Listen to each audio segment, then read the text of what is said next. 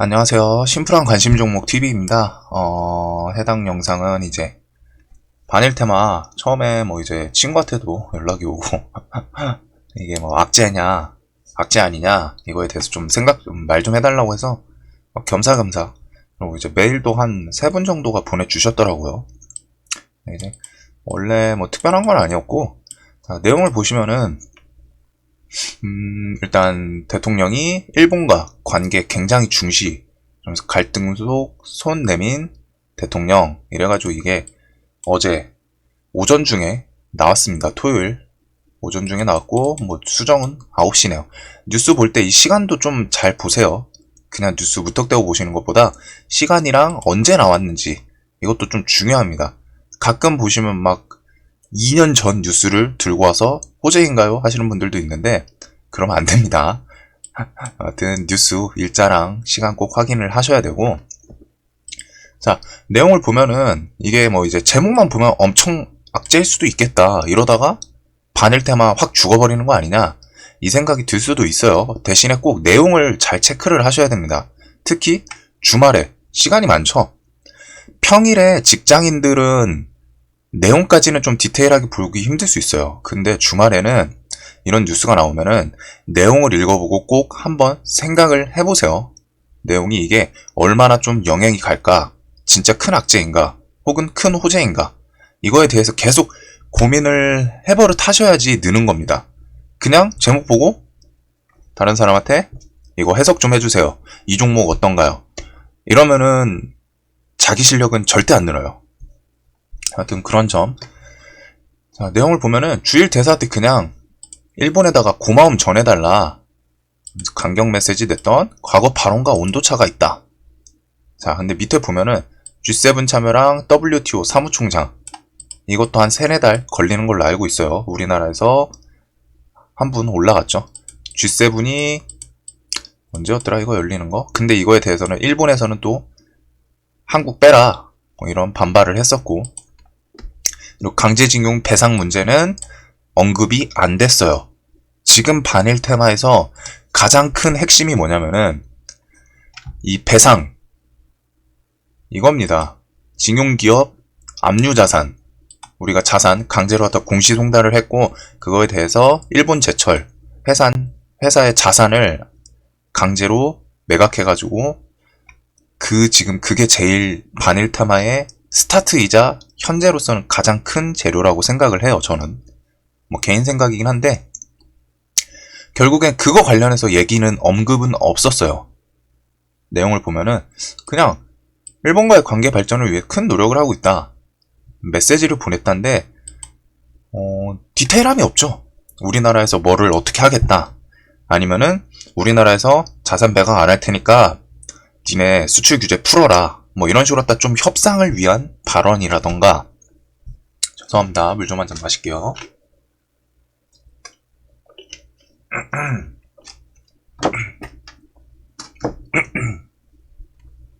그런 발언이라던가 뭔가 디테일한 내용이 없어요. 잘 보시면은 그냥 계속 뭐 관계 개선 의지를 드러냈다는, 자, 내용을 보여주면 이거는 기자의 생각인 거예요.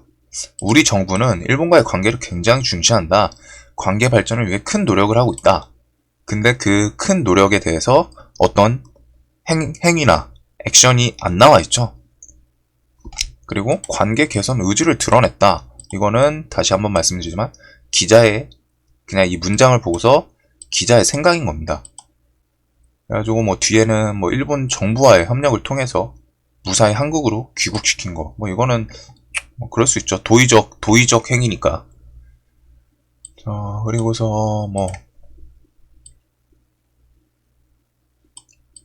문 대통령은 최근까지 일본에 강경한 메시지를 내왔다. 3.1절만 해도 가해자인 일본 정부가 끝났다고 말해서는 안 된다면서, 뭐 옛날에 이제 그 전범 시절 그거에 대해서 언급을 했었고, 그 이후에는 그냥 강하게 강경화 장관부터 해가지고 일본을 압박만 했죠. 지소미아 뭐 파기 그런 걸 등으로 갖다 압박을 했어요. 결국에 이 내용에서 자 보시면은 다시 보셔도 특별하게 무슨 노력을 했는지, 뭐를 하고 있는지 안 나와요. 그냥 말씀을 하신 거예요. 내용을 다시 한번 보세요. 이런 거는 제목만 보고서 후딱 돌아가면 안 돼요. 기자들의 목적은 결국 조회수 늘리는 거기 때문에 좀 옛날이랑 많이 변질됐죠. 옛날에는 옛날이라고 하기보다는 진정한 기자분이 있으실진 모르겠지만 내용을 온전히 전달하기보다는 제목을 슬쩍 잘 잘라가지고 편집을 해서 관심을 끄는 용도로 써요. 그래서 갈등 속에 손 내민 문 대통령이라고 하는데 내용을 보면 그냥 없어요. 말만 한 거예요. 말만. 누구나 할 수 있는 그 정도의 발언.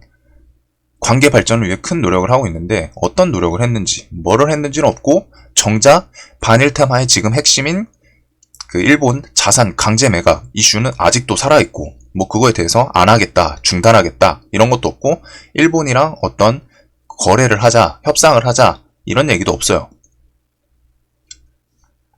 그렇기 때문에 일본 측은 실제 현금화가 일본 자기 전범 기업의 자산의 실제 현금화가 이뤄질 경우 돌이킬 수 없다. 반발 중이다.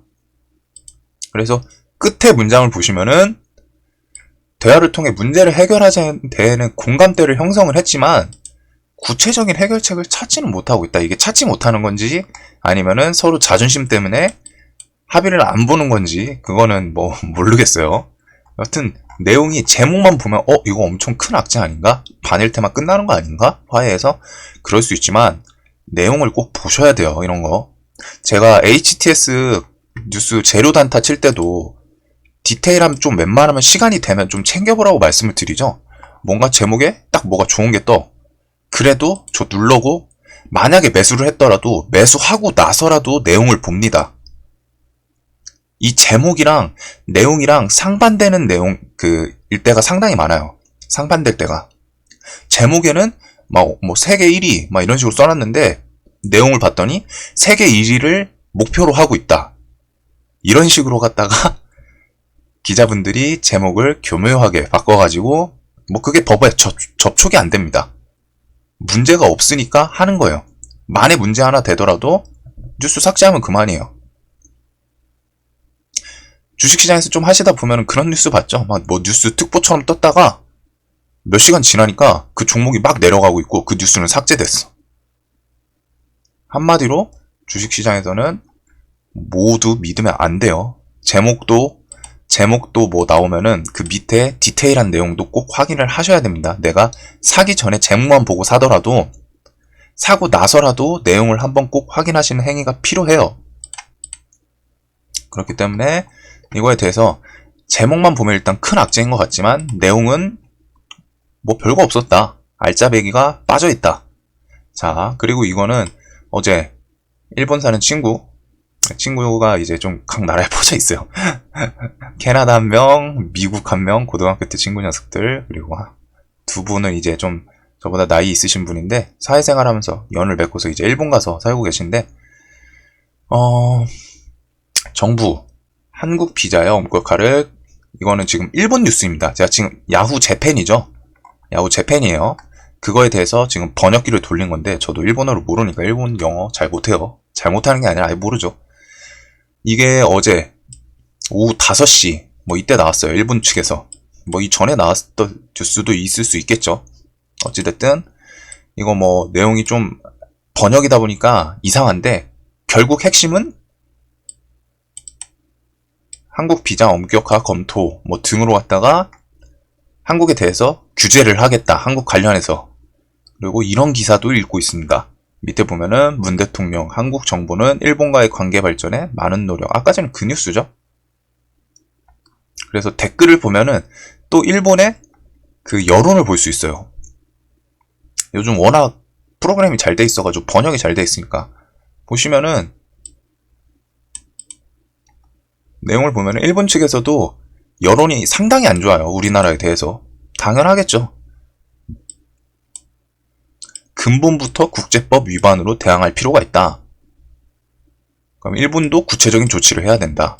당연히 보복이 아니라 이런 식으로 했다가 만약 자산 현금화가 된다면은 응징카드도 준비하는군. 이런 보복이라도 뭐 또 아니다 뭐 이상하긴 한데 이거는 너무 달다는 그냥 내용이 그거더라고요. 문맥 흐름상 비자 금지 그거 너무 약하다. 그 정도만으로는 부족하다. 이거는 뭐 타국에서 적대행위 선전포고다. 레이더 조사. 경제 제재도 포함해야 된다. 진정성을 보일 필요가 있을까요? 한국을 금융위기에 빠뜨리는 방법을 취해야죠. 일본 여론이 상당히 안 좋다는 거예요. 그리고 저는 반일테마 처음 봤던 것부터가 이거였죠. 제가 말씀드렸던 주축은. 아베 정권에겐 희소식이다. 왜? 지지율을 회복할 수 있는 기회. 아베 정권 지지율 바닥치고 있어요. 그렇기 때문에 외부, 우리나라에 대해서 그 혐한 감정을 불러일으켜서 그게 좀 특별히 걔네들이 숙일 거였으면 진작 숙였을 텐데 아직도 안 숙이고 버티는 게 지지율 좀 올리기 위해서 정치적으로 이용하는 거 아닌가 싶다라는 개인 생각을 말씀을 드렸었거든요. 반일 테마에 대해서. 그렇기 때문에 지금 내용 보면은 당연히 안 좋아요. 여론이. 이렇다는 거. 그러면은 일본 정부 자체에서도 이 여론을 보면서 어느 정도 액션을 취할 가능성이 없진 않습니다. 분명히. 반영을 하겠죠. 그 조치에 대해서. 그리고 일본, 결국에는 우리나라로 넘어왔어요. 뉴스가. 9시 38분. 한국의 징용기업 압류자산 현금화 대비해서 보복 조치를 본격적으로 검토하고 있다. 그래서 상징적으로는 단기 비자 면제 중단, 주한 일본 대사 소환 가능성, 그 다음에 경제 제재 조치로 추가 관세 부과. 이런 관세 부과 어디서 많이 들어봤죠? 미중 무역 전쟁이 19년도에 했을 때 서로 관세 막 때렸어요. 대두에 관세 부과하고 이게 합법적으로 갖다가 전쟁을 하는 겁니다. 재력으로. 실질적으로 갖다가 막 포 쏘고 이런 것만이 전쟁이 아니라 관세 부과를 때린다. 그러면은 우리나라에서 일본으로 수출하는 거에 대해서 일본 측에서 관세를 30%를 더 올려요. 그러면 그만큼 일본의 정부에 더 지불해야 되는 게 많아지는 겁니다. 그쪽에서 더 많이 빨아가는 거고 우리나라에서 수출하는 게 부담이 더 생기겠죠. 그런 식으로 왔다. 관세 부과. 말 그대로 세금을 더 부과한다는 거예요. 송금 규제 방안. 자, 그래가지고 이 내용은 아까 전에 비슷비슷하죠. 일본 제철이 이 판결을 수용할 움직임을 보이지 않자 압류를 결정했고 그 다음에 핵심이 일본 정부에다 이거를 전달을 했어요. 이런 내용을 전달을 했는데 일본 측에서는 정부에서는 청구권 문제는 65년 이 근거로 일본 기업이 배상할 의무가 없다 주장을 하면서 그 결정문을 일본 제철에다가 전달을 안 해줬어요. 거부를 했어요. 그 전달을. 그에 따라서 우리나라 정부가 아니라 이 포항 쪽에서 공시송달 절차를 시작해서 6월 1일 그래서 그 효력이 8월 4일 제가 그 관심 종목 아침 브리핑 드릴 때 8월 4일이 자산 매각 시작할 수 있는 그 날짜다라고 말씀드린 게 이겁니다. 공시송달 이게 뭔가요? 자, 모르는 단어가 나오면은 시간이 있을 때는 좀 검색을 해보시고 알아보셔야 돼요. 누군가 떠먹여주길 기다리는 것보다 좀 검색을 하시면서 공시송달? 이게 뭐지? 저는 진짜 웬만한 건 다 검색을 해봅니다. 궁금하면은. 누가 알려주길 기다리는 것보다 내가 직접 찾아보는 게 빨라요. 특히 인터넷이 너무 발달이 됐기 때문에 지금 그냥 조금 치면 금방 나와요. 내가 원하는 그 정도의 결과가, 답이. 그래서 공시송달은 서류를 전달하기 어려울 때 그 서류를 일정 기간 동안 게시함으로써 난 저 사람한테 그 내용을 서류를 전달했다. 그거랑 이제 전달을 했기 때문에 통보하는 개념이죠. 어떻게 보면. 그렇기 때문에 원래는 이제 이 서류가 전달이 안 되면은 법적 효력이 발생이 안 된다고 해요. 근데 상대 측이 실종을 당했을 수도 있고 방금처럼 일본 제철에다가 보내야 되는데 일본 정부에서 커트를 치면은 어찌됐든 법적으로는 일본 제철에 그 서류가 전달이 안 된 거잖아요. 그렇기 때문에 어떤 사유를 대든 어려울 때, 서류를 전달하기 어려울 때 그 서류를 그냥 통보 개념이에요. 그래서 법적 효력은 2달 후부터 발동된다고 하더라고요. 해외는. 어디 있었는데 아까 뉴스를 보다가. 자, 여기 있네요. 공시송달은 개시한 날로부터 2주, 그리고 내국은 2개월간. 그래서 아까 전에 6월 내용을 보면은 6월 1일 날 공시송달 절차를 시작했고 8월 4일부터 발생한다고 하죠. 그래가지고 8월 4일부터는 이제 자산을 처분을 할 수 있는 절차를 밟을 수 있는 거예요. 바로 처분이 되는 건 아닙니다. 8월 4일부터 또 다시 법원 축을 이용해서 자산을 뭐 매각시키고 막 이런 거는 또 다음 절차가 있어요. 그냥 8월 4일에 땡 하자마자 절차를 시키는 건 아닙니다.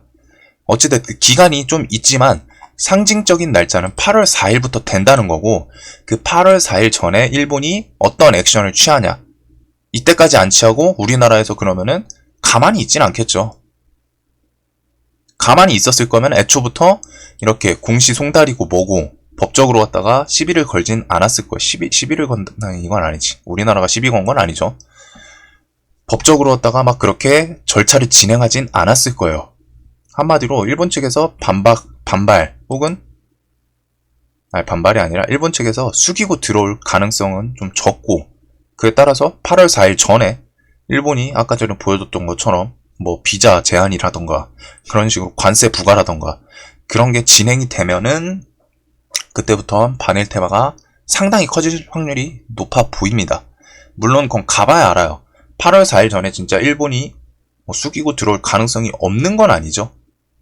적을 뿐이에요. 적을 뿐.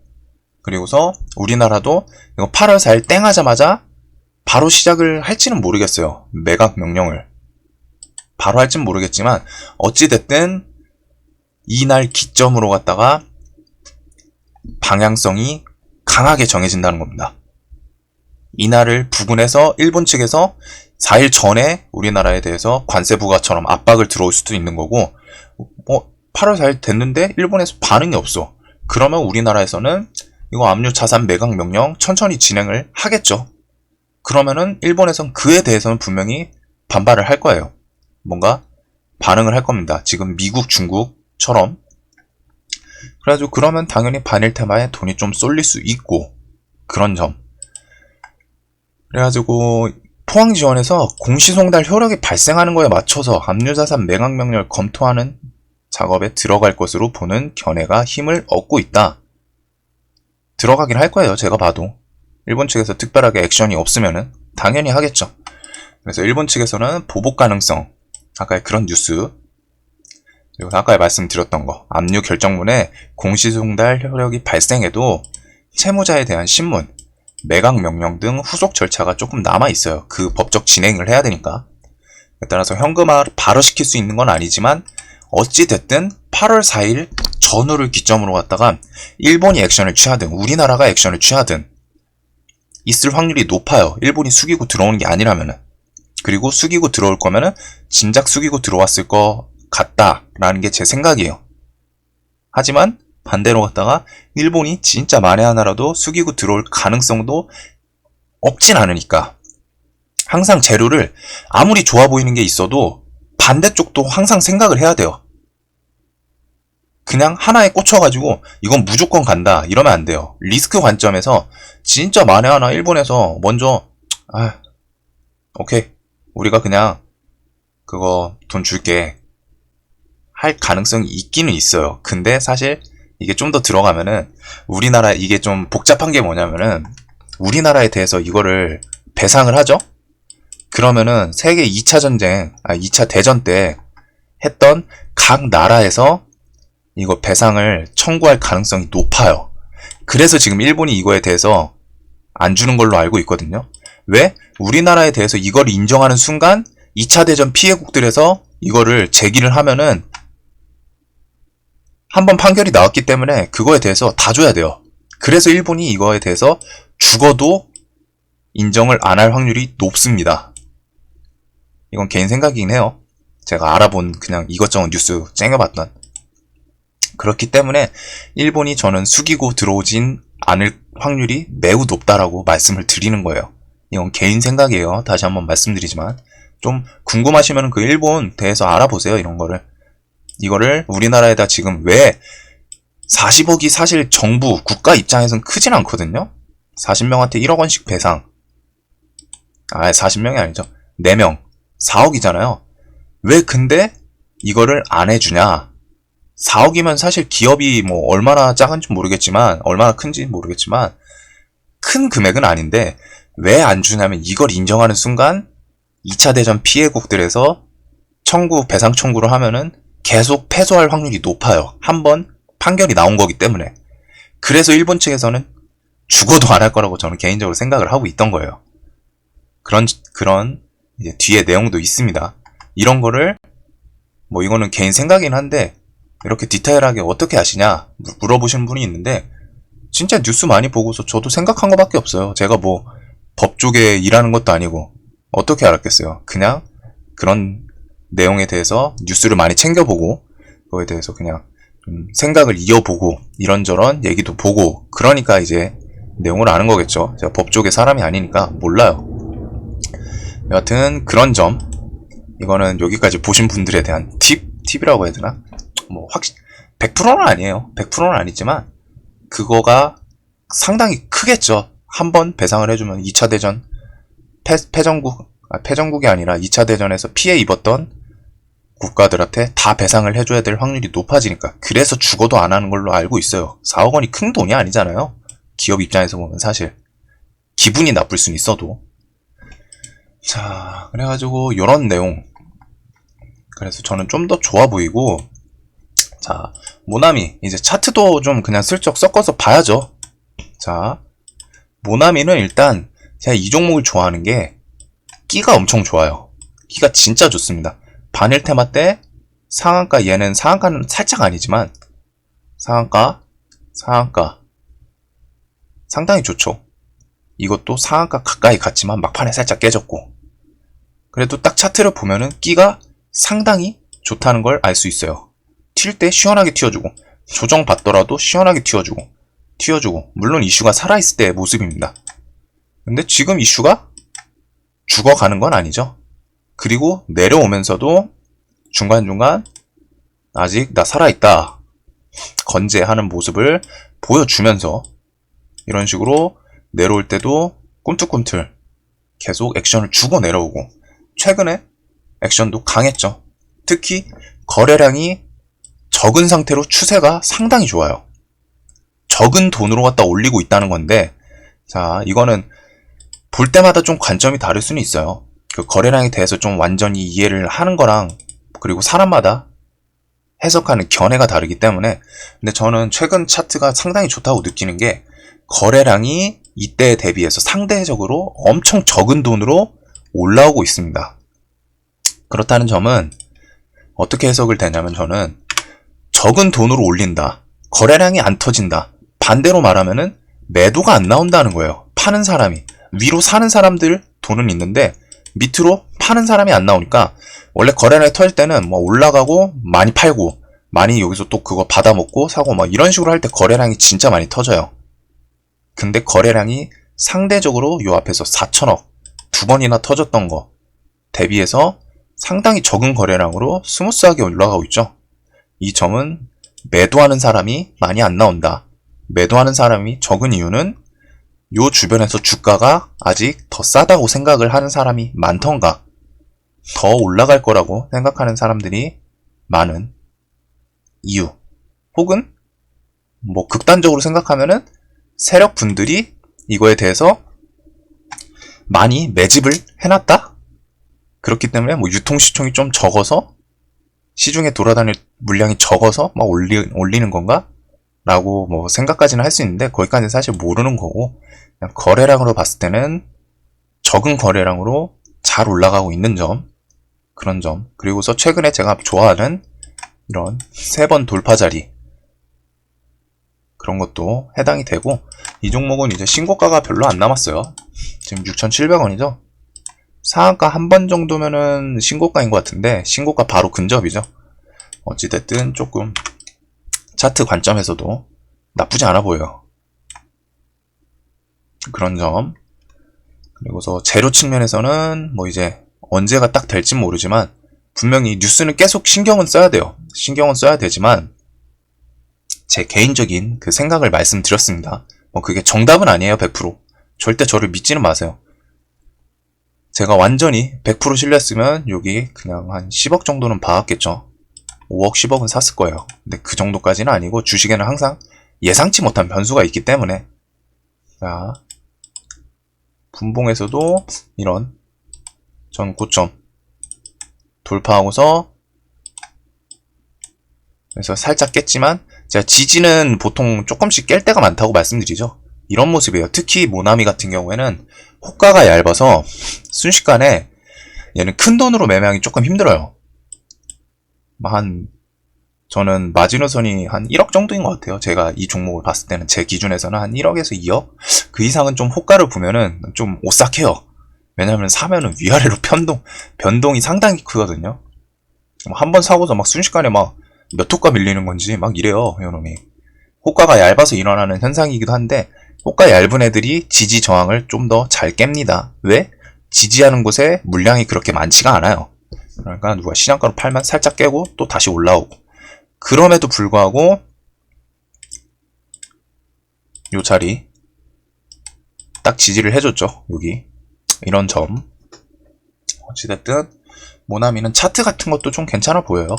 그리고 지금 어찌됐든 그 반일 테마의 대장주라는 점, 시세 얘가 제일 좋았죠. 그리고 모나미 신성통상에 대해서 제가 얘네 좀 전체적으로 종목 좀 추세 좋아 보인다 이날이었는데, 어떤 테마를 보실 때 같은 테마에 있는 종목들 차트를 같이 돌려보세요. 추세가 어떻게 얘만 움직이는지 혹은 다른 애도 좀 같이 움직이는지, 그런 것도 도움이 됩니다.